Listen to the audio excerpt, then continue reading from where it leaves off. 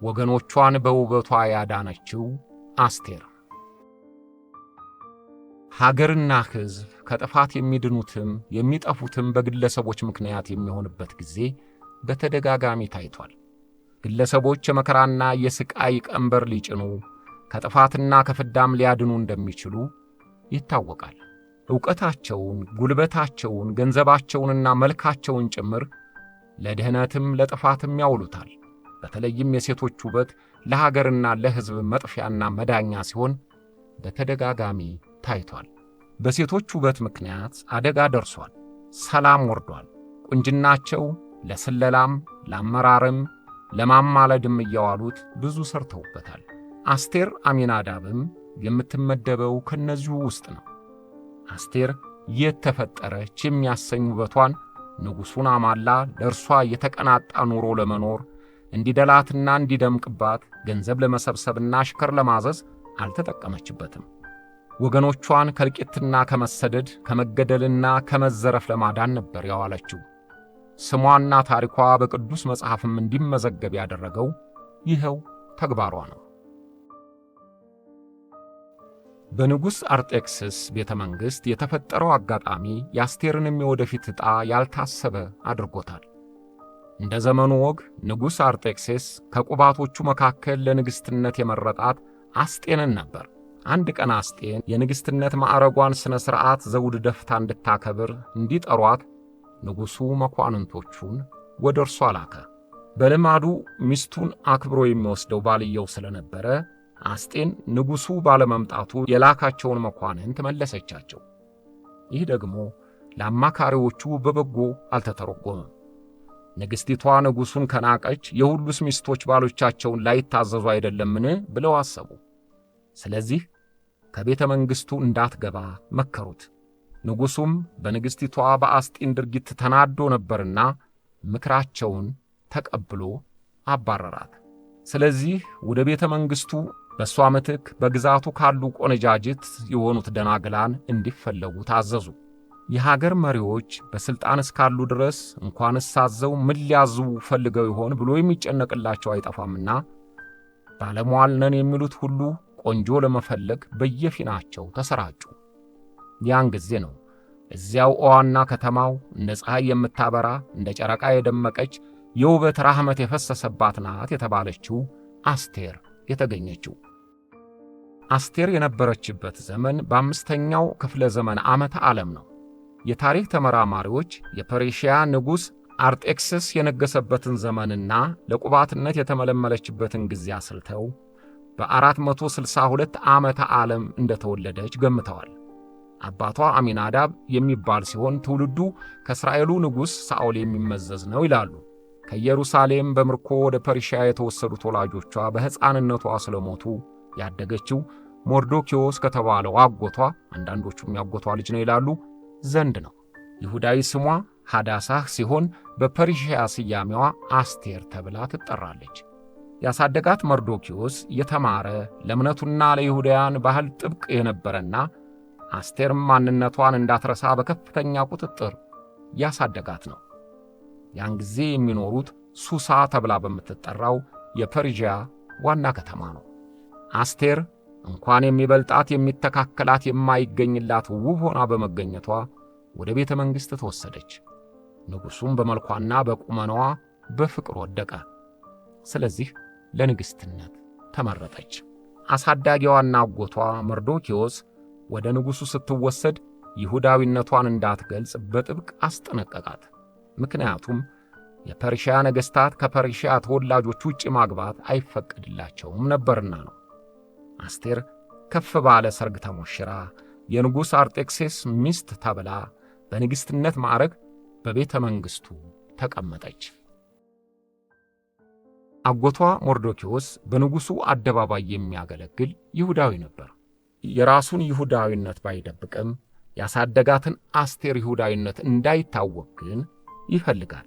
ሞርዶኪዮስ በተመደበበት ሥራ ላይ በታማኝነት አገልግሎቱን ቀጥሎ ባለበት ወቅት በንጉሡ ላይ ቅሬታ ያላቸው ባለሟሎች ያሰቡትን ሴራ ደረሰበት።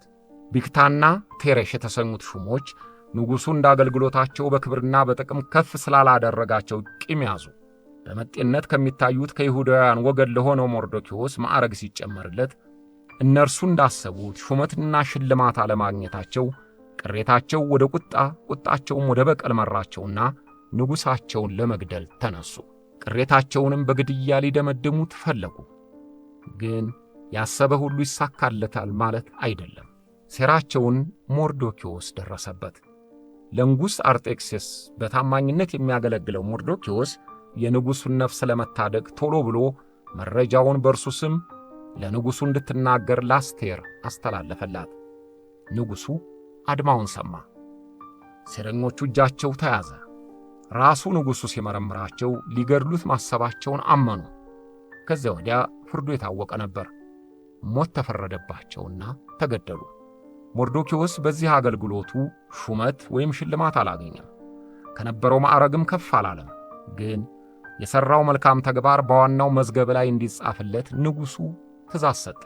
በዋና የቤተ መንግሥቱ ባሕር መዝገብ መመዝገቡም እንደ ባለውለታነት ሊያስቆጥረው የሚችል ነውና መርዶክዮስ ይህንኑ ተመስገን ብሎ ውለታ ይከፈለኝም ሳይል አገልግሎቱን ቀጠለ። ንጉሥ አርጤክስስ ሐማ የተሰኘ የጦር አዛዥ ነበረው።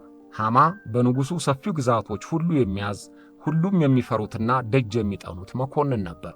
በመሪዎች ዘንድ የተወደዱና የታመኑ ሹማምንት የመሪውን ያክል ይፈራሉ። ተሽቆጥቁጦ እጅ የሚነሳቸው ይበዛል። ወደ መሪው ያቀርበኛል የሚሉ ሁሉ ገጸ በረከት ይዘው እደጁ ይኰለኰሉለታል። ሐማም በአርጤክስስ ቤተ መንግሥት የታፈረና የተከበረ ነገሩ የሚደመጥ አማላጅነቱም የሰመረ ስለነበረ አርጋጃና ጓጁ ብዙ ነው። ብቅ ባለበት ሁሉ የተቀመጠው ቆሞ የቆመው እጅ ነስቶ ያሳልፈዋል። ሐማ በንጉሥ አርጤክስስ አደባባይ ገናና ነበር። ይሁንና አፈር ቅጠሉ ይሰግድለታል ለሚባለው ሐማ አንድ ሰው ብቻ ክብሩን አያውቅለትም፣ አክብሮትም አይሰጠውም። ያም ሰው መርዶክዮስ ነው። ሐማ ወደ ንጉሥ አደባባይ ብቅ ሲል ያ ሁሉ ሰው ሲያረግድለትና ቆሞ እጅ ሲነሳው መርዶክዮስ ከመቀመጫው አይንቀሳቀስም፣ እጅም አይነሳውም። እንኳን ሊያከብረው ይታበይበት ስለነበረ ከመቀመጫ በመነሳት የሚሰጠውን ክብር ነፈገው። የይሁዳዊው መርዶክዮስ መታበይ አብረው ያሉትን እያስደነገጣቸው ብዙ ጊዜ እስከ መምከር ደርሰዋል። ተው ይህ ነገር ይቅርብህ እያሉ አስጠንቅቀውታል። መርዶክዮስ ግን ነገራቸውን አልሰማም። መርዶክዮስ ክብር እንደነፈገው ወሬው ለሐማ ደረሰው። እንኳንስ እንዲህ ጎልቶ ለሚታየው ድፍረት ትንሿን ነገር ለቃቅመው አግዝፈውና ተልቀው ለመናገር የሚፈጥኑ ብዙ ናቸውና መርዶክዮስ ንቆሃል፣ እንኳን እጅ ሊነሳ ከመቀመጫው ንቅንቅ አይልልህም ብለው ለሐማ ነገሩት። ሐማ በቁጣ ነደደ። ለዚያ ቤተ መንግሥት ባለሟል መሆን ቀርቶ ከደጅ መቆም አይገባም የሚለው ይሁዳዊ እንዴት ንጉሥ ላከበረኝ፣ ሹማምንት ለሚሰግዱልኝ፣ ሕዝብ ለሚነጠፍልኝ በእኔ ላይ ታበየ ብሎ ተቆጣ። ስለዚህ የመረረ ቅጣት ሊቀጣው ወሰነ። ቅጣቱ በመርዶክዮስ ላይ ብቻ መሆን እንደሌለበትም አምኗል። ዘሮቹና ወገኖቹ የሚላቸው ሁሉ በንጉሡ ግዛት የሚገኙት የይሁዳ ዝርያ ያላቸው ሁሉ በአንድ ቀን የሚገደሉበትን ዕቅድ ነደፈ። ብዙ ጊዜ በሹመትም በጉልበትም ጠንክረናል የሚሉ ጥጋበኛ ገዢዎች በአንድ ሰው ጥፋት የጎሳውን አባላት ሁሉ በጠላትነት ፈርጀው የማሳደድና የመግደል ልማድ እንደሚከተሉ እስካሁኑ ዘመን ደርሶ አይተነዋል። በአምስተኛው ክፍለ ዘመን ዓመተ ዓለም የነበረውም ሐማ ለበደሉ መርዶክዮስን ብቻ መቅጣት አነሰበት። ስለዚህ በየግዛቱ ያሉት ይሁዳውያን ቀድሞ በተላከ ደብዳቤ በአንድ ቀን እንዲጠፉ በምስጢር አቀነባበረ። ሐሰተኛ ትርክት አዘጋጅቶ ንጉሡን እንዲህ አለው። ንጉሥ ሆይ አንድ ሕዝብ በመንግሥትህ አገሮች ሁሉ ተበትነዋል። ሕጋቸውም ከሕዝብህ ሁሉ ሕግ የተለየ ነው። የንጉሡን ሕግ አይጠብቁም። ስለዚህ ሊተዉ አይገባቸውም። ንጉሡ ቢፈቅድ እንዲጠፉ ይጻፍልኝና እኔ አስፈጽማለሁ አለው። ንጉሥ አርጤክስስ ተቆጣ። በገዛ ግዛቱ ሕጉን የማያከብሩ ሕዝቦች መኖራቸው አናደደው። ሁሉም ነገር በቁጥጥሬ ስር ነው ለሚል አምባገነን ንጉሥ ቃልህ አልተከበረም ሲሉት አገር ይያዝልኝ ማለቱ አይቀርም። እንደዚህ አይነት ያሉ መሪዎች ግንፍልተኝነታቸው እውነቱን ከሐሰት ለመለየት የሚያበቃ ትዕግሥት እንዳይኖራቸው ይከለክላቸዋል። አርጤክስስም እውነቱን ለማረጋገጥ አልፈለገም። የታማኙን የሐማን ቃል ብቻ ተቀብሎ የተለዩ የተባሉትን ሕዝቦች እንዲጠፉ ፈቀደለት። አዋጅም ታወጀ።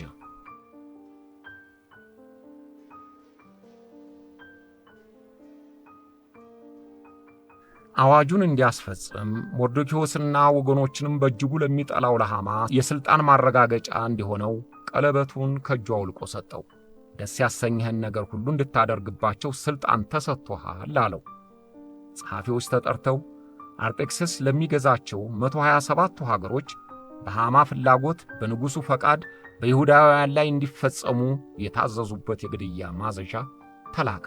12ኛው ወር በገባ አዳር በባተ በአራተኛው ቀን አይሁድን ሁሉ በሰይፍ ግደሏቸው፣ ከሚስቶቻቸውና ከልጆቻቸውም ጋር አጥፏቸው፣ ሽማግሌዎችን ሕፃናትና ሴቶችን በአንድ ላይ ወደ መቃብር አውርዷቸው፣ ምርኳቸውንም ውሰዱ የሚለው የንጉሡ የማዘዣ ወረቀት ወደ የግዛቶቹ ሀገር ደረሰ።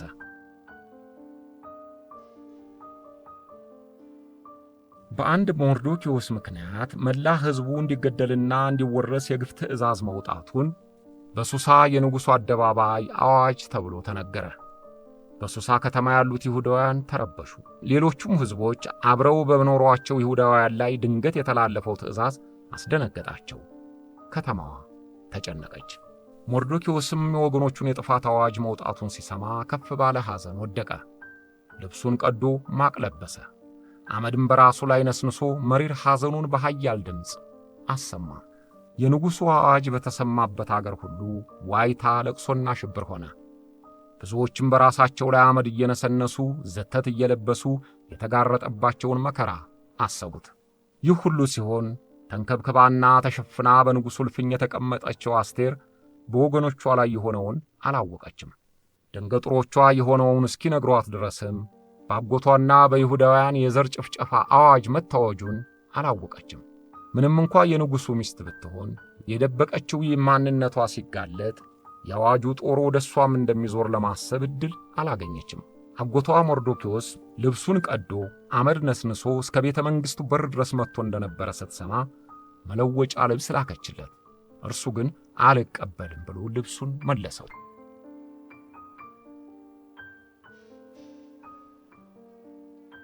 አጎቷ የላከችለትን መለወጫ ልብስ መልሶ መላኩ ያሳሰባት አስቴር እንዲታዘዛት ከንጉሡ የተመደበላትን አክራቴዎስን ስለሆነው ነገር አብራርቶ እንዲነግራት ወደ ሞርዶክዮስ በሚስጥር ላከችው። አክራቴዎስ ወደ ከተማው አደባባይ ደርሶ መርዶክዮስን አገኘው። መርዶክዮስ ለአስቴር ማስጠንቀቂያና ማሳሰቢያ ጨምሮ የላከውን የአዋጁን ቃል ጭምር ላከላት።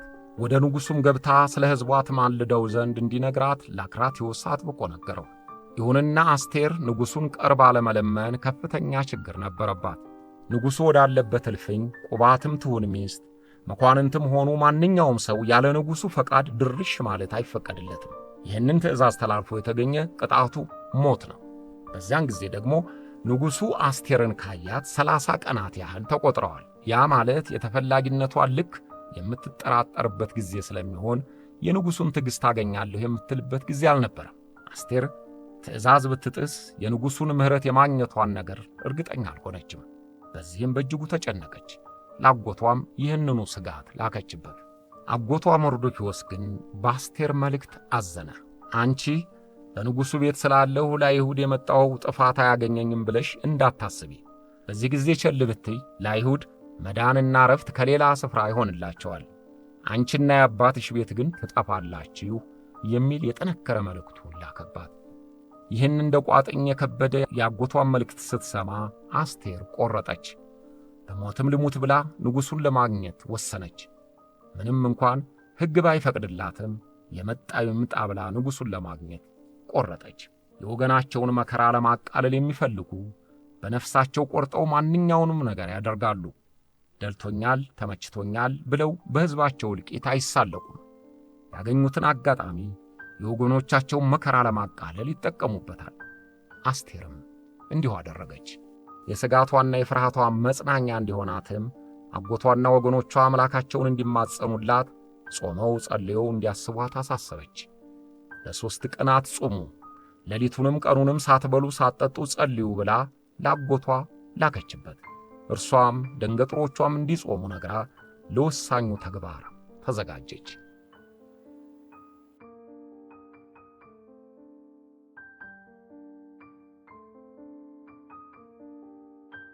በሦስተኛው ቀን አስቴር ልብሰ መንግሥቷን ለበሰች። እንደ ፀሐይ የሚያንጸባርቅ ዓይን የሚበዘብዝ ልብ የሚያነሆልል ልብሷን ውበት በፈሰሰበት ሰውነቷ ላይ ደርባ በውበቷ ላይ ውበት ጨምራ ወደ ንጉሡ እልፍኝ አመራች። ንጉሥ አርጤክስስ ምንም እንኳን ያለ እርሱ ፈቃድ ከእልፍኝ ብትገባም ምንም እንኳ ትእዛዙን ብትጥስም እንደዚያ አምራና በውበት ተጥለቅልቃ ሲያያት ራሱ ያወጣውን ሕግ ሊያከብር አልቻለም። ብዙ ጊዜ ሕጎች በገዢዎች ስሜትና ፈቃድ መጣሳቸው የተለመደ ነውና አርጤክስስም እንደዚያው አደረገ። ንግሥት አስቴርን ሲያት የፈቃድ መግለጫ የሆነውን የወርቁን ዘንግ ዘረጋላትና የዘንጉን ጫፍ ነካች።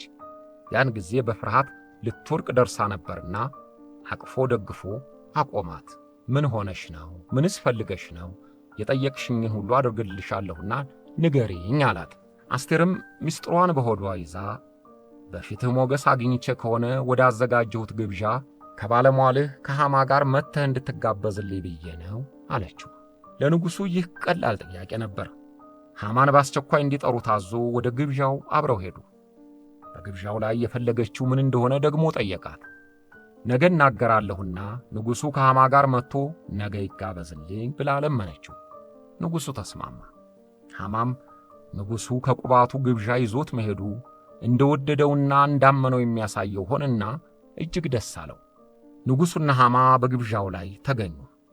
ያን ዕለትም የፈለገችውን አልነገረችውም። በነገ ግብዣዬ ላይ ተገኝልኝ ብላ እንደገና ለመነችው።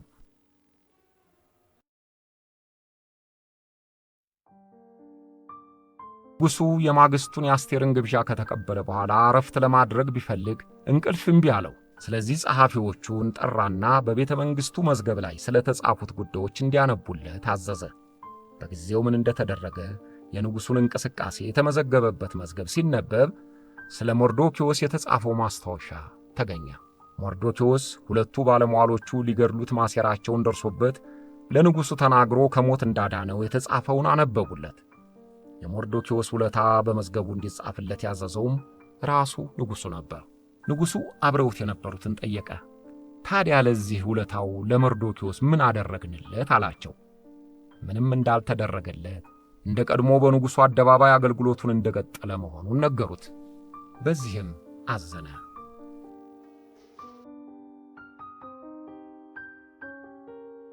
ለሞርዶክዮስ የአገልግሎቱን ዋጋ ምን ቢከፍለው እንደሚሻል በሚያስብበት ወቅት ሐማ መምጣቱ ተነገረው።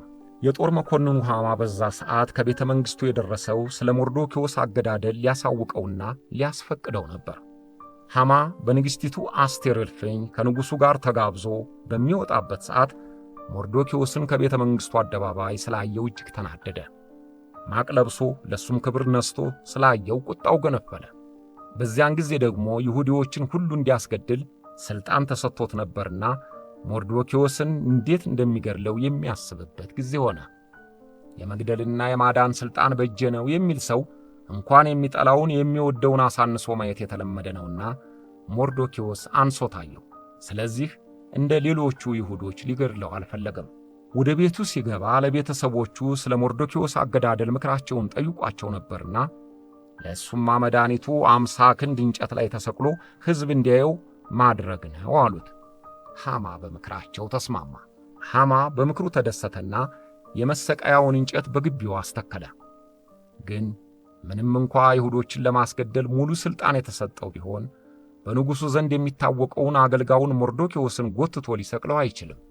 ስለዚህ ይሁዳዊውን ሞርዶክዮስን እንዲሰቅለው ንጉሡ እንዲፈቅድለት ሊያመለክት ነበር በግቢው የተገኘው።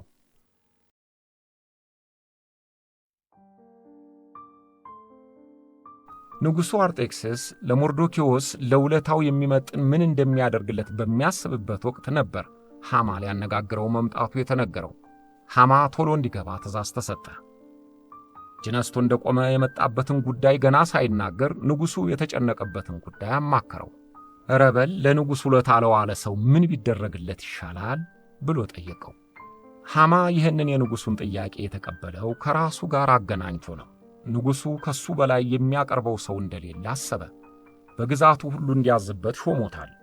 ሌላው ቀርቶ ንጉሡ ከማንም ጋር አድርጎት የማያውቀውን በንግሥቲቱ ግብዣ ላይ እሱ ብቻ እንዲገኝ ፈቅዷል። ያን ዕለትም በንግሥት አስቴር ቤት ግብዣ ላይ እንዲገኙ በድጋሚ ቀጠሮ ተይዟል። ስለዚህ የንጉሡ ፍላጎት እርሱን የበለጠ ከፍ ለማድረግ እንደሆነ ገመተና እንዲህ ሲል መከረው።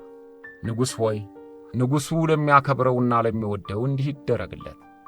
የንጉሡ አሽከሮች ንጉሡ የሚለብሰውን ልብስ፣ ንጉሡ የሚቀመጠውን ፈረስ ያምጡለት። ልብሱን አልብሰው በፈረሱ ላይ አስቀምጠው በከተማው አደባባይ ያሳልፉት። የንጉሡ ወዳጅ ተብሎ አዋጅ ይነገርለት አለው። በሐማ ምክር ንጉሡ ተደሰተ። ለይሁዳዊው መርዶክዮስ አሁን ያልከው ሁሉ አንድም ሳይጎድል ይደረግለት፣ አንተም ትእዛዙን አስፈጽም አለው።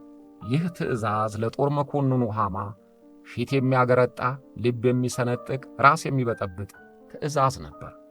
ነገር ግን ንጉሥ ከተነፈሰ ውሃ ከፈሰሰ የሚባልበት ጊዜ ነበርና የአርጤክስስ ትእዛዝ ያላንዳች ጥያቄ መፈጸም ነበረበትና ሐማ እሺ ብሎ እጅ ነስቶ ከመውጣት በስተቀር አማራጭ አልነበረውም።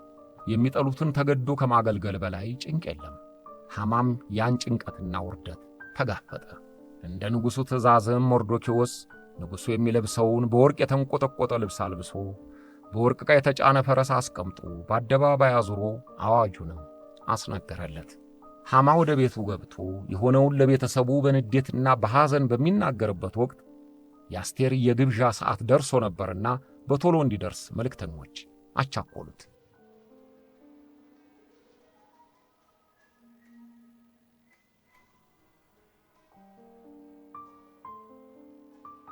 ንጉሥ አርጤክስስና ሐማ ከንግሥቲቱ አስቴር ግብዣ ላይ ተገኝተው እየተደሰቱ ነበር። ወይን ተቀድቷል፣ ጨዋታ ይፈሳል። አስቴር ጥያቄዋን የምታቀርበው የንጉሡ ስሜት ምን ሲሆን እንደሆነ አሳምራ ታውቃለች። ንጉሡም ምን ሆነሽ ነው? ኧረ ምን ፈልገሽ ነው? የፈለግሽውን ሁሉ አደርግልሻለሁ አላት። ብልህ ሰዎች በተለይ ባለሥልጣኖች ዘንድ የሚፈልጉትን ለማስፈጸም ጊዜና ሁኔታ ይመርጣሉ፣ የፈጻሚዎቹንም ስሜት ያጠናሉ። አስቴርም ያችን ሰዓት ነበር የጠበቀችው። አስቴር በሚያባብል ዓይኗ እያየችው ውብ ቁመናዋን ከፊቱ ጋርዳ ስሜት በሚገዛ ድምጿ ችግሯን ነገረችው፣ ይሁዳዊነቷንም ገለጸችለት። ንጉሥ ሆይ በአንተ ዘንድ ሞገስን አግኝቼ እንደሆነ ሕይወቴን አድነኝ፣ ሕዝቤንም አድንልኝ። እኔና ሕዝቤ ለመገደልና ለመደምሰስ ተሸጠናል። ለባርነት ብንሸጥ ባላስቸገርኩ ነበር፣ ነገር ግን እንድንገደል ነው የተሸጥነው አለችው። አርጤክስስ የነገረችውን እንደ አዲስ ነገር ሰማው። ሐማ ሲያስፈርመው አልገባውም ይሆናል፣ ወይም ረስቶት ይሆናል፣ ወይም ጥጋበኛ መሪዎች የየዕለት ስሜታቸውን እንጂ ቀድሞ የተናገሩትን ለማስታወስ የማይጨነቁ ስለሆኑ ይሆናል። አርጤክስስም በእኔ ግዛት እንዲህ ያለ ግፍ የሚፈጽመው ማን ነው ብሎ ጠየቀ። ያመንከው አዛዥህ የሆነው ሐማ ነው አለችው። ንጉሡ እጅግ ተቆጣ። ከንዴቱ ብዛት ክፍሉን ለቆ በአትክልቱ ስፍራ አየር ሊቀበል ወጣ። ሐማ የንጉሡን ንዴት ሲያይ እጅግ ደነገጠ። ንጉሡ እንደዚያ ከተቆጣ ተከትሎ የሚመጣው ቅጣት ምን ሊሆን እንደሚችል ያውቀዋል። ስለዚህ ጭንቀትና ድንጋጤ አንዘፈዘፈው።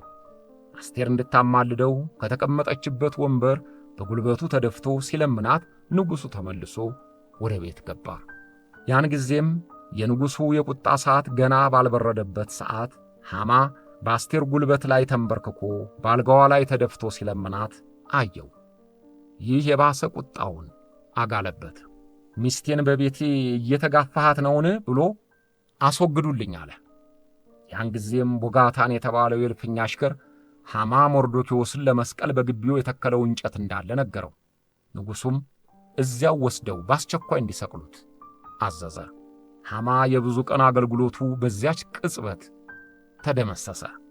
ሁሉ በእጄ ነው የሚሉ መሪዎች የዕለት ስሜታቸውን ይከተላሉ እንጂ ያለፈውን ለማስታወስ አይጨነቁበትም። በዕለቱ ስሜታቸው ውሳኔ እንጂ የኋላውን አስታውሰው የፊቱን አቅደው ለመሥራት አይጨነቁም። ሐማም የደረሰበትም የዚሁ ስሜት ውጤት ነው። ለመርዶክዮስ ባዘጋጀው እንጨትም እሱ ራሱ ተሰቀለ። አስቴር ውበቷን ወገኖቿን ከእልቂት አዳነችበት። ውበቷን ለክፋት ሳይሆን ለመልካም ነገር ተጠቅማ የወገኖቿን መከራ ለማስቀረት አዋለችው። ወገኖቿን አዳነች። የመጨራረስ አዙሪቱ ግን በዚህ አላበቃም። ከተሳለባቸው የሞት ሰይፍ የዳኑት ይሁዳውያን ጊዜ ወደ እነሱ ስታዘነብልላቸው የበቀል ጦራቸውን ሰበቁ። ሊገድሏቸው ባሰቡት ላይ ጎራዴያቸውን መዘዙ። ተሰዳጆቹ አሳዳጆች ሆኑ።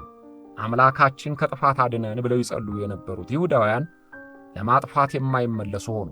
በወገኖቿ ላይ ሊወርድ ያንዣበበውን የሞት ደመና እንዲያልፍላት 3 ቀን ሳትበሉ ሳትጠጡ ጸልዩልኝ ያለችው አስቴር ሐሳቧ ሲሳካ አምላኳ የማይፈቅደውን የሌሎችን እልቂት ዝም አለች። እንዲያውም የሐማ ቤተሰብ እንዲገደል ብቻ ሳይሆን በድናቸው እንዲሰቀል አደረገች። በቀልተኝነት ዘመን የማይሽረው ሆኖ ቀረ። ንግሥት አስቴር ማለት እንዲህ አይነት ሴት ነበረች። ስለ ንግሥት አስቴር የመጨረሻ ዓመታትና ስለ አሟሟቷ መጽሐፍ ቅዱስ የጠቆመው ነገር የለም። ግን ታሪክ ጸሐፊዎች ከሌሎች መዝገቦች የመረመሩትን አገናዝበው አስተያየታቸውን ሰጥተዋል። ንጉሥ አርጤክስስ ከ21 ዓመት የሥልጣን ቆይታ በኋላ በቤተ መንግሥቱ ተወላጆች ልጁ ሳይቀር በተሳተፉበት ሴራ ተገደለ። ሥልጣኑን የተካው ከቀድሞው ንግሥት አስጢን የሚወለደው ልጅ ስለነበረ እንደ ጊዜው ልማድ ተቀናቃኝ የሆኑ የንጉሡን ልጆች ይገድላል ወይም ያስራል። ስለዚህ አስቴርና ከንጉሡ የወለደችው ልጅ እንደተገደሉ ተገምቷል። አስቴር ሳትገደል አትቀርም ተብሎ የታመነው በ28 ዓመቷ ነው። ቆንጆዋና በውበቷ የንጉሡን ሞገስ አግኝታ ንግሥት የሆነችው ወገኖቿን ከእልቂት ያዳናችው አስቴር መጨረሻዋ በ28 ዓመቷ መገደል ሆነ። በይሁዳውያን ዘንድ የመዳኛ ቀን በሚሉት ክብረ በዓል አስቴር ከፍ ባለ ሁኔታ ትታወሳለች፣ ትከበራለች። በምስራቅ ኦርቶዶክስ እምነት ተከታዮችም የቅድስትነት ማዕረግ ያገኘች ሲሆን ከገና በፊት በሚውለው እሁድ መታሰቢያዋ ይከበራል።